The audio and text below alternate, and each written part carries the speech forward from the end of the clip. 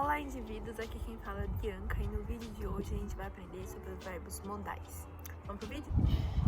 Então, verbos modais ou verbos de modo são os verbos no inglês que a gente usa para mostrar o modo que a gente está perguntando, ou que a gente está indo fazer, ou que a gente está afirmando alguma coisa. Por exemplo, no português, os verbos poderiam ser poderia.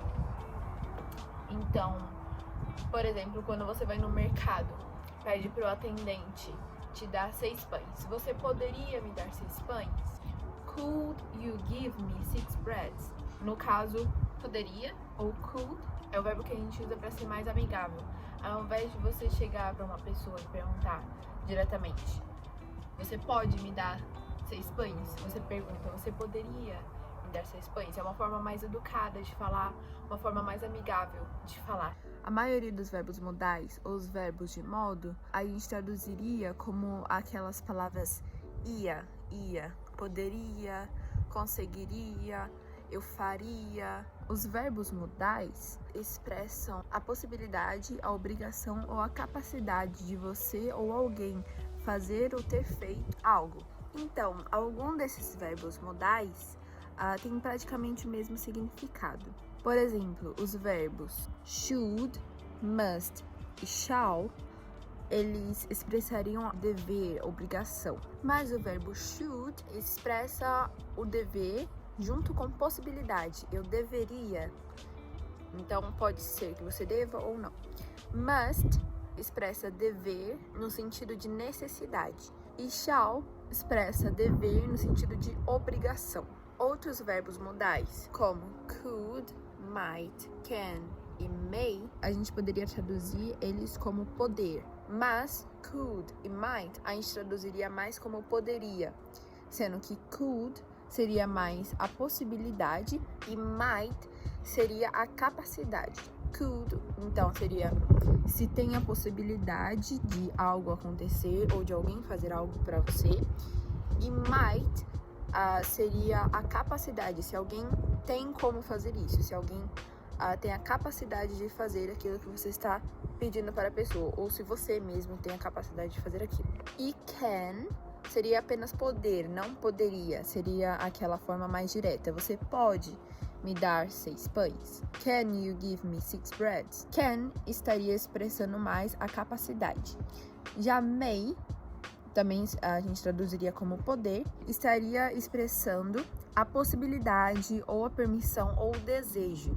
Então, quando você vai perguntar alguma coisa para o seu chefe, pedir, por exemplo, o seu chefe uma pausa, você pode falar May I take a break?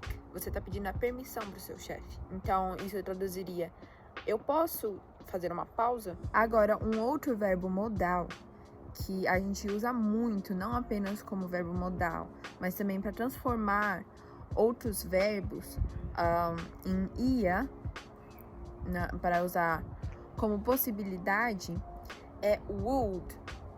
Por exemplo, would you give me a glass of water? Você me daria um copo de água? Por exemplo, would não tem exatamente uma tradução, mas a gente usa ele mais para transformar outros verbos em ia, poderia, conseguiria, me daria. E o último verbo modal seria o verbo ought. O verbo ought a gente também poderia traduzir como deveria, mas ought expressa a palavra deveria mais no sentido de conveniente, de necessário, algo que é conveniente para você, que você quer fazer.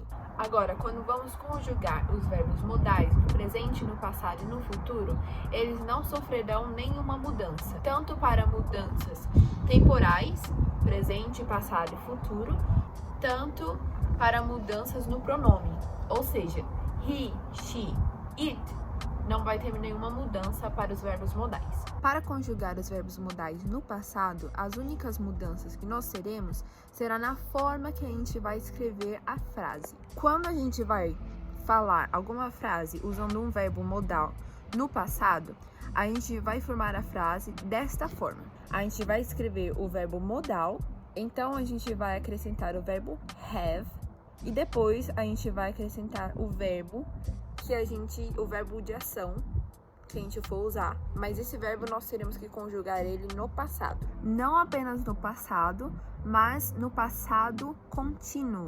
Por exemplo, eu vi no passado, eu vi, não é passado contínuo, é só passado. O passado contínuo de eu vi é eu via. Na tradução do inglês para o português, isso não vai fazer sentido nenhum e a frase vai ficar muito estranha. Mas é assim que nós usamos no inglês e essa é a forma correta de se usar os verbos modais no passado. Por exemplo, para o verbo should, que é o verbo que a gente pode traduzir como dever e que expressa no sentido e que a gente usa no sentido de obrigação.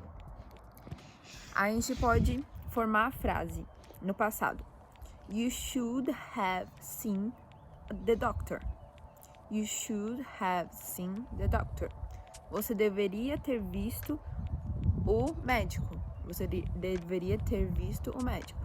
Ou a gente pode traduzir também como você deveria ter tido visto o médico. Outro exemplo é You would have seen the doctor. Você teria visto o médico. No caso, would, a gente usa para transformar o próximo verbo em contínuos. Então, você teria, would have. Você teria visto o médico. You would have seen the doctor. Lembrando que o verbo, depois de have, a gente tem que conjugar no passado. Não apenas o verbo sim, mas qualquer outro verbo que a gente for usar. É o verbo de ação que você for usar para poder formar essa frase. Essa construção de frase, onde a gente usa o verbo modal, o verbo have e o verbo de ação conjugado no passado, a gente usa com todos os verbos modais. Todos os verbos modais que a gente for usar no passado, a gente vai usar dessa forma. Já para conjugar os verbos modais no presente, a gente não vai ter quase nenhuma alteração. Por exemplo, you should see the doctor. Você deveria ver o médico. Lembrando que should é deveria, ainda com uma possibilidade, não é algo tão fixo como deve. Deveria, tem alguma possibilidade. E no futuro também não tem quase nenhuma alteração. Até porque quando você fala essa frase no presente, você deveria ver o médico, ele não está exatamente no presente. Ele está com uma possibilidade para o futuro. Então, o futuro e o presente, a forma que você vai usar os verbos modais, tanto no futuro quanto no presente, serão da mesma forma. Então, you should see the doctor. Você deveria ver o médico.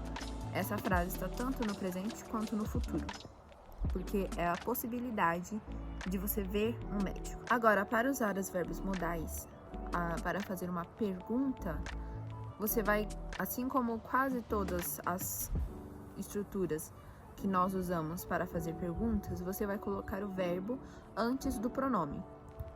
Should you have seen the doctor?